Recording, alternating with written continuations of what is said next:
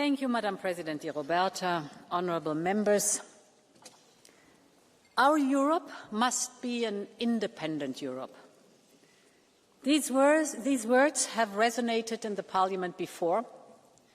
They were pronounced by the great Simone Veil in her first speech in the first plenary of the first elected European Parliament.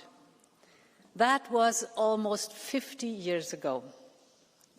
Today, these words are more true than ever, and we simply cannot afford to wait another 50 years to turn them into reality. Because the world of today is unforgiving. The outcome of Russia's war will shape Europe's security order for decades to come. There is hope that the war in Gaza can finally come to an end. Our regional and global order is being redrawn, and Europe must fight for its place in the world, where some major powers are either ambivalent or hostile to us. The same is true about the global economy. A global AI race has begun. The clean industrial race is faster and fiercer than ever before. And the impact is felt on our factory floors, in our family budgets, and in the way we work and live. It is a world of constant change. And Europe must rise to the moment. We must do more for our own defence and security.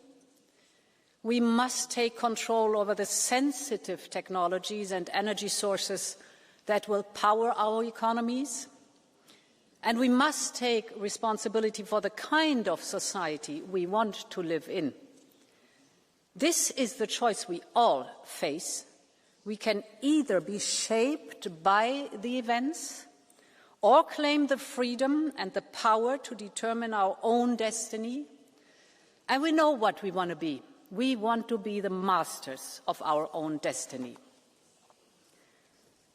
Honourable members, this is why the entire work programme for the year ahead will be focused on Europe's independence moment. It delivers on the political guidelines you have voted on, updated for today's new realities. Of course, I won't touch on every single initiative, but I would like to address the main priorities, starting with competitiveness and jobs. Europe's independence will depend on its ability to compete in a changing global economy. But I want to be frank. The challenges we face today are even greater than a year ago, with the exponential growth of artificial intelligence, with the rising use of export controls, and with global uncertainties straining public finances and private investments alike. So we must stay the course on implementing the Draghi report, but I think it has to be a Draghi plus that we have to fulfill now. And let me make 3 points on this. The first is speed is of the essence. Companies across Europe demand that we make business easier for them. Harmonization cannot wait. We need to complete the single market. And this is why we are setting clear political deadlines to unleash the potential of the single market by 2028. We have a full programme of upcoming initiatives. Let me mention some of them. From the ambitious 28th regime, to completing the Savings and Investment Union, to a new fleet of simplification omnibuses. The sense of urgency on our side couldn't be greater. Our companies and workers cannot wait. We have to deliver on their needs, and we have to do it fast.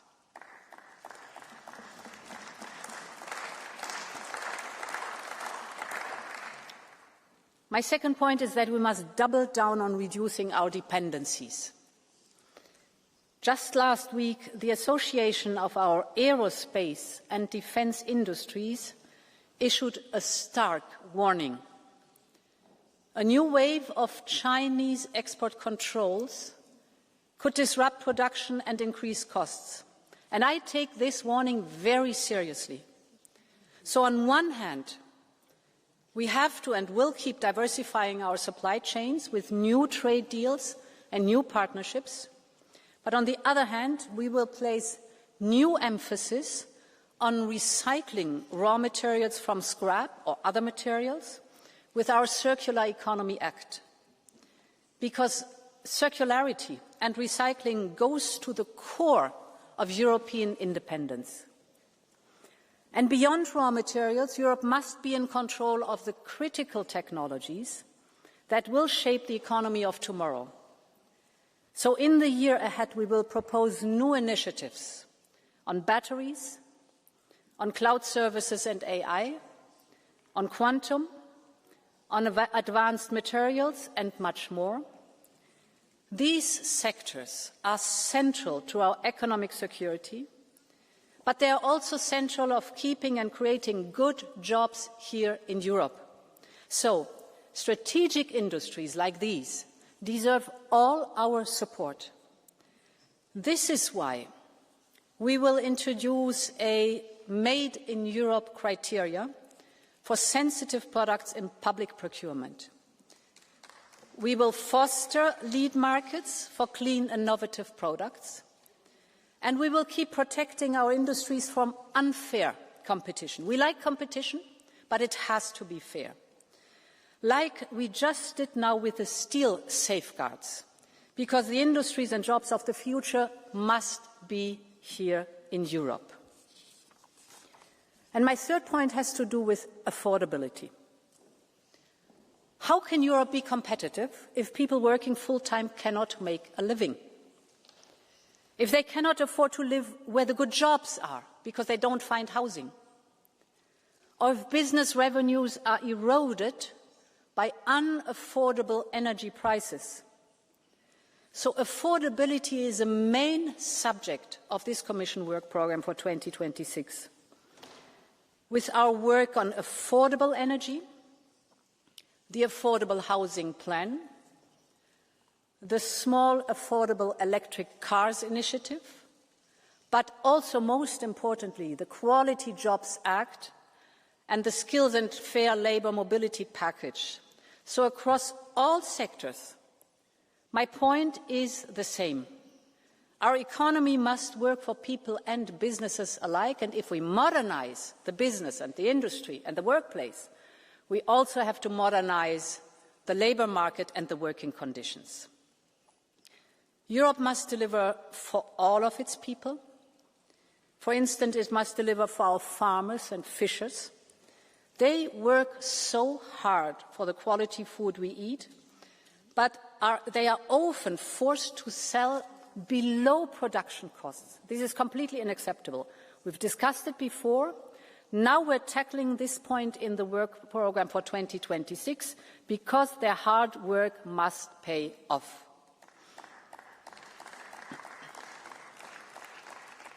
Honourable members, a new international order will emerge in this decade. When we talk about Europe's independence, we talk about our ability to shape this new order, and starting, of course, from our immediate neighbourhood. This is true in the Middle East, where Europe must play a role in rebuilding Gaza, in relaunching the two-state solution, as well as in encouraging the birth of a new Syria. But of course, this is also true on our continent. The war in Ukraine needs to end with a just and lasting peace. So we will continue to step up the pressure on Russia, to support Ukraine's resistance in every way we can. I want to be very clear on this one. Even if the war stops, Putin's war economy and imperial delusions will not go away. We must be ready for the threats that Europe may face today and tomorrow, from the eastern flank to our southern border, from drones to hybrid warfare, but also from terrorism to the security consequences of climate change. That means we must continue to strengthen our defence and our deterrence, and this is the heart of our defence roadmap 2030. It sets clear milestones, sets very clear milestones towards a clear goal. It's a readiness roadmap. So Europe's defence must be mainly developed in Europe. We are very clear also about the content of European capabilities that has to be procured together. Because for decades we've talked about building a Europe of defence. Now it's time to make it happen, honourable members.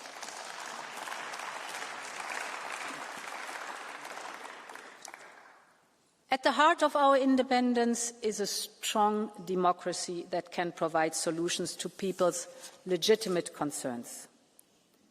And nowhere this is more evident than in the context of migration.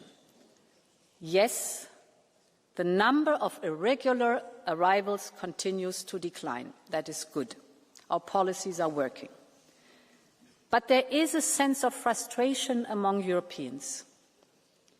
The accumulated pressure over the years has put a strain on Member States' resources.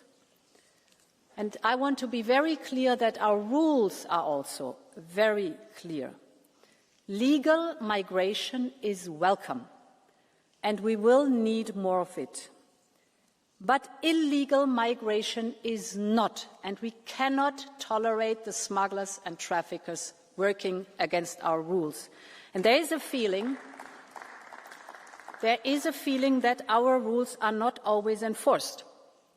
So we all must do something against this. First, we must ensure that the Pact on Migration and Asylum is fully implemented. It balances fairness, responsibility and solidarity among all 27 member states. The Pact has been agreed by all 27. All of us, we have agreed to the Pact, and now we must all follow the rules. The work programme also includes new action, from a stronger Frontex to the digitalisation of returns, to sanctions against smugglers and traffickers. But we also need to agree quickly to the common European system of returns. Let me give you again one figure. I think this is telling. Out of those migrants that are applying for asylum and that have a negative asylum decision, 80% do not leave and stay here in Europe, and this cannot be. Everyone must abide to our rules and they must be enforced. That is a principle in a democracy that is working. Our democracy must also deliver to those who suffer the impacts of climate change. We must protect people and nature from devastating wildfires. We must preserve our precious water, that is the most vital of all natural resources. And we must deploy the best science to protect our ocean. Because to all of us, our children and grandchildren will never forgive us if we do not rise to the challenge right now and right here. And our democracy must also deliver to our children's safety. Social media is changing the way children are growing up on an unimaginable scale. It is completely rewiring childhood. I mean, it's true that social media has many benefits for connecting people without any question. But it is also often designed to create addiction and dependence, specifically in vulnerable children and teenagers. And there is now a growing scientific evidence about the enormous harm that a screen-based childhood poses, that is replacing the play-based childhood. So we should take action. Some member states are leading the way in setting a digital minimum age. We are now setting up a panel of experts that will soon deliver its recommendations. And then we will act on this in the coming year. And I really hope on your support, because we should be absolutely clear that it is parents that raise their children and not algorithms. This has to be a rule for all of us. Honourable members, last month I told you that Europe is in a fight. And this is first and foremost a fight for our values. Some say we should give up on our deepest beliefs to keep the pace with a changing world. I fundamentally disagree. As the world gets more troubled, we must even more hold tight to the ideas, the freedoms, the rights that have made us who we are. We must find new ways to incarnate our age-old values. We must find new ways to uphold the rule of law, to protect independent media from being captured or dismantled, new ways to fight corruption in our democracies, and to shield democracy from foreign interference. This is also what an independent Europe means. Our values are enshrined in the marble of our constitutions and declarations. They are the living heritage of our turbulent yet tenacious history, and we will not let any foreign autocrat tell us what to believe in. This is our choice.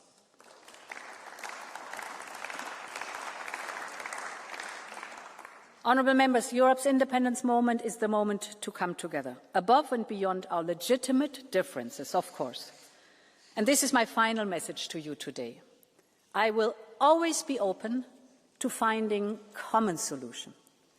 I will always be ready to listen and to engage. We must all be able and ready to find common ground. And most importantly, then really to take action for Europe. Thank you very much, and long live Europe. Thank you.